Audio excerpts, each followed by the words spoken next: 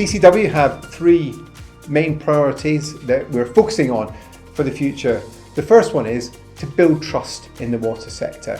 There's a lot more that water companies can do so that they'll be trusted by their customers. The second thing we want is to end water poverty. Everyone should be able to afford their water bills. And the third thing is to have resilient water and sewage services. Water companies need to do more to make sure there's enough water to go around into the future and to reduce environmental pollution. When things go wrong with your water and sewage, the first thing you need to do is get in touch with your water company. If you're unable to resolve the issue, get in touch with us and our people are always happy to help.